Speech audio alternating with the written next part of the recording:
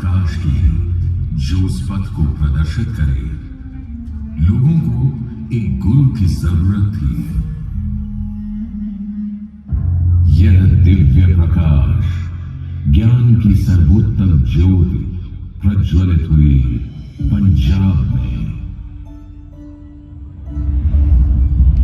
सन 1469 कार्तिक पूर्णिमा की रात, जगमगाते चंद्र की रोशनी में तलवंडी गांव में एक बालक का आगमन हुआ।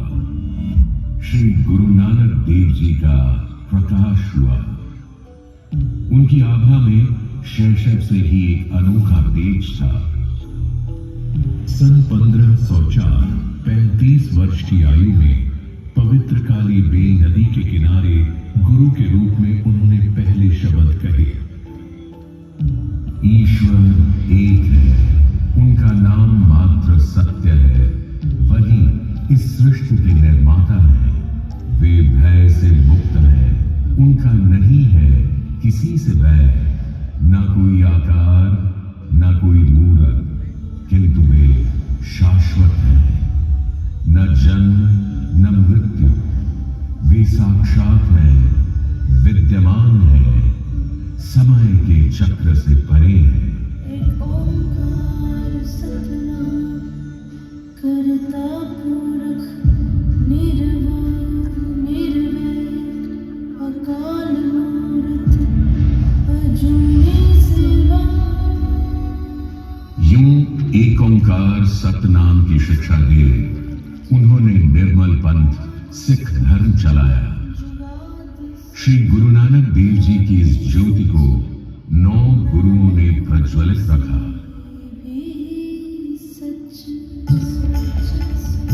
श्री गुरु अंगद देव जी ने श्री गुरु नानक देव जी की वाणी को संभाला। श्री गुरु अमरदास जी ने सेवा को साधना बनाया।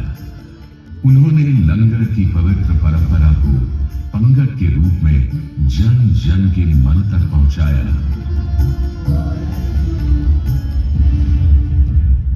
श्री गुरु रामदास जी के हाथों ने रामदासपुर की नींव रखी, जो आगे अमृतसर बना।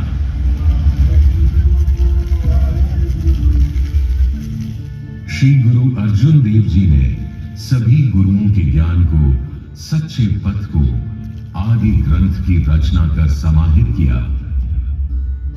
श्री गुरु हरिगोविंद साहिब जी ने अकाल तख्त की स्थापना की और समझाया, मीरी और पीरी दोनों का संतुलन ही सच्चा जीवन है, किंतु पीरी को प्राथमिकता है।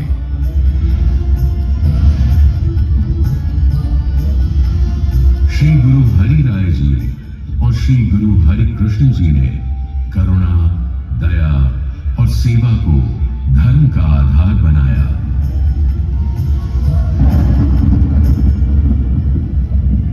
8 वर्ष की आयु में श्री गुरु हरि कृष्ण जी जब उनकी ज्योति अनंत कर रहे थे, सब इंतजार में थे कि वे कहें कौन होंगे अगले गुरु। गुरु जी ने केवल 2 शब्द कहे, बाबा बकाला। ज्ञान की ज्योति जो वर्षों से प्रज्वलित थी, उसके अगले गुरु कौन होंगे? इस सत्य पर ही अंधेरे के बादल थे। मक्खन शाह लुबाना, एक सिख व्यापारी, बीच समंदर में तूफान के बीच फंसे हुए थे। तब उन्होंने गुरु को गुहार लगाई, अगर सब सलामत रहे तो वे गुरु को सोने की 500 मुहरें अर्पण करेंगे। गुरु ने बेड़ा पार लगाया। मक्खन शाह बकाला पहुंचे तो उन्हें 1 नहीं, 2 नहीं, 22 लोग मिले, जिन्होंने कहा कि हम गुरु हैं। मक्खन शाह सबको 5 सोने की मोहर भेंट करते गए। सब आशीष देते गए। सबका छल सामने आता गया, किंतु गुरु फिर भी न मिले। अंत में वे श्री गुरु हरिगोविंद साहिब जी के पुत्र तेग बहादुर जी के पास पहुंचे।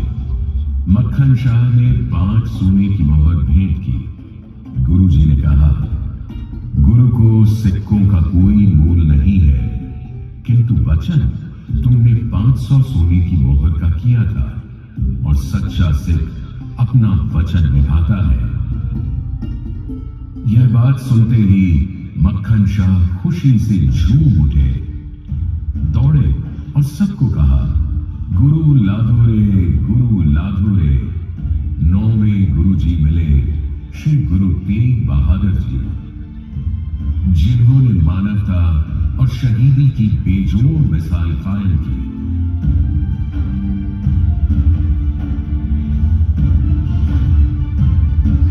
श्री गुरु हरि गोविंद साहिब जी और माता नानकी के सबसे छोटे पुत्र थे त्यागमल। शैशव से ही वो समझते थे सेवा, शांति और त्याग को, किंतु साथ ही तलवार में उनकी अलग धार थी। 13 वर्ष की आयु में करतारपुर की जंग में उन्होंने तलवार ऐसी चलाई कि दुश्मन भाग खड़े हुए।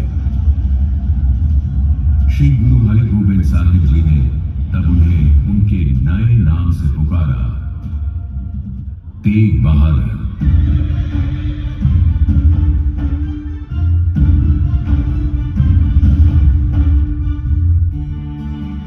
तेग बहादुर जी पिता की सेवा में, लोगों की सेवा में बकाला में व्यस्त रहे।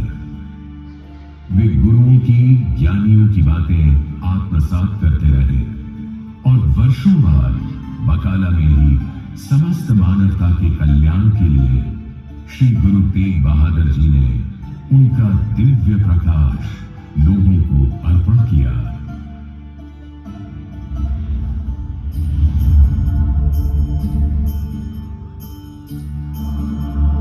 उनके ज्ञान को, धर्म के संदेश को, करुणा के मन को सब तक पहुंचाने वे यात्रा करते रहे, उत्तर से पूर्व की ओर।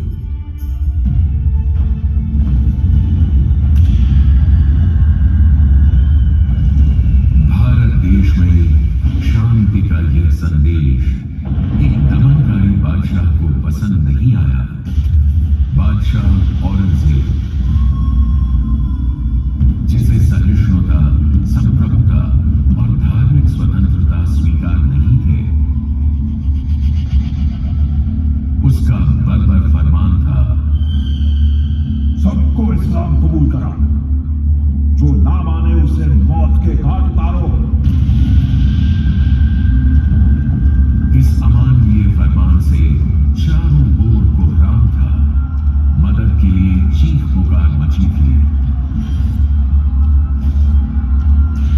औरंगजेब का यह धार्मिक दमन कश्मीर की घाटियों तक पहुंचा।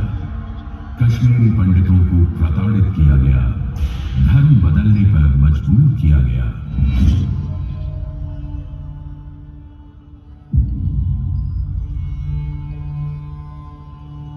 अपने जीवन की रक्षा के लिए आस्था को संरक्षित करने कश्मीरी पंडित श्री गुरु तेग बहादुर जी के समक्ष आनंदपुर पहुंचे। उन्होंने गुरुजी से गुहार लगाई, धर्म की रक्षा हेतु। इस याचना से गुरुजी ने मुंह नहीं फेरा, बल्कि धर्म की रक्षा के उत्तरदायित्व को सहर्ष स्वीकारा। वे जानते थे इसका परिणाम, किंतु उनका वचन अटल था। औरंगजेब यह सह न सका।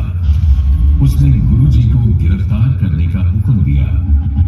श्री गुरु तेग बहादुर जी की तलवार से सारे दमनकारी कांप उठते, किंतु उनका निर्णय था, तेग नहीं, त्याग। धर्म की रक्षा के लिए तलवार की नहीं, सत्य की आवश्यकता है।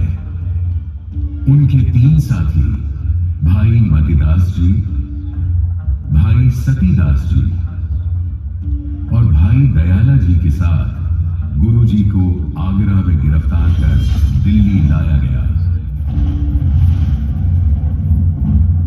दिव्य तेज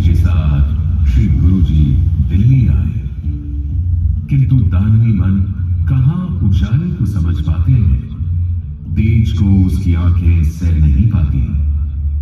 दिल्ली में गुरु तेग बहादुर जी को बंदी बना लिया गया और कहा गया, अपना चमत्कार दिखाओ या फिर इस्लाम को स्वीकार करो, वरना रूह कांप जाए ऐसी मौत के लिए तैयार हो जाओ।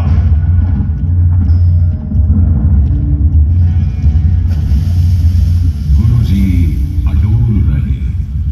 वे कैद में भी अनेक शब्दों की रचना करते रहे, अड़े अमर सत्य के पथ पर रहे। औरंगजेब की यातना उन्हें झुका नहीं पाई। गुरुजी को यातना देने हेतु उसने बर्बरता की सारी सीमाएं लांघ दी।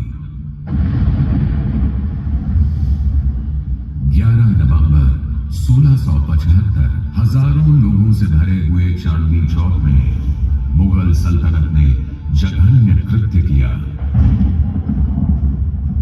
भाई मतीदास जी को सबके सामने लाया गया।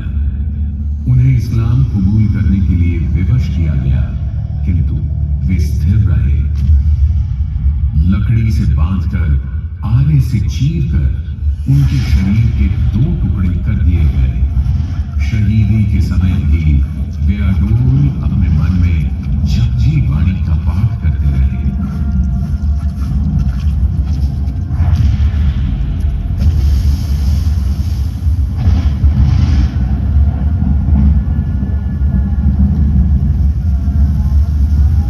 भाई दयाला जी को लहू की बूंदार दिखाई गई, किंतु उनके मन की चेतना कहां कोई भंग कर सकता था। उबलते हुए पानी के समक्ष उन्हें रखा गया। वे उस पानी में उतर गए, शहादत को गले लगा लिया।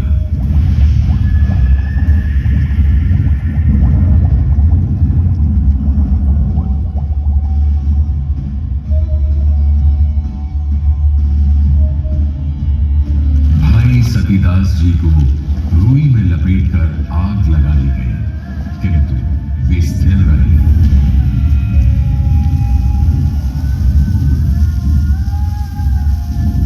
उनका शरीर जल रहा था, किंतु गुरु की वाणी जपते हुए वो सदैव के लिए अपनी शहादत से प्रज्वलित हो गए। गुरुजी ने देखा मृत्यु को सामने, किंतु आत्मा को निर्वाण में। बेखौफ अडोल रहे, पक्के निश्चय के साथ।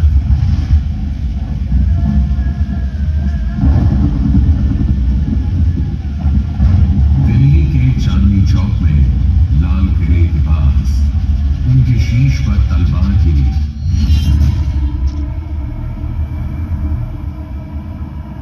किंतु उनका सत्य कोई झुका नहीं पाया। रक्त बहा, पर धर्म की जड़ें और गहरी हो गई।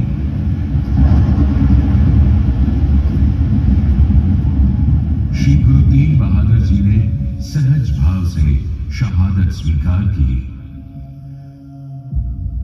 उनकी शहीदी के स्थल पर आज स्थित है गुरुद्वारा शीशगंज साहिब, और जहां उनका पवित्र शरीर अग्नि की ज्योति में दीप्तिमान हुआ, वहां स्थित है गुरुद्वारा रकाबगंज साहिब, और उनके पावन शीश को अग्नि भेंट किया गया आनंदपुर के शीशगंज साहिब गुरुद्वारा में। तिलक जनेऊ कभी उन्होंने धारण नहीं किया था, किंतु तिलक और जनेऊ की रक्षा के लिए उन्होंने शहादत दी। धर्म हेत साका जिन किया, शीश दिया पर सिर रू न दिया।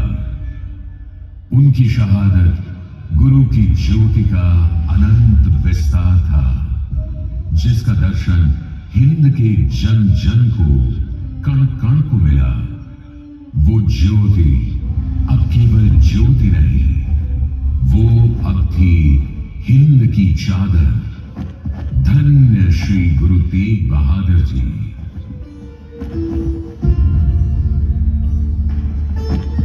श्री गुरु तेग बहादुर जी की शहादत केवल इतिहास नहीं बल्कि प्रेरणा है कि जब भी अन्याय के विरुद्ध उठना पड़े तो अपनी आत्मा की आवाज ही सबसे बड़ी तलवार है। यह स्मरण है उस सीख का जो अंधकार से प्रकाश की ओर, भय से साहस की ओर और भेद से एकता की ओर ले जाती है।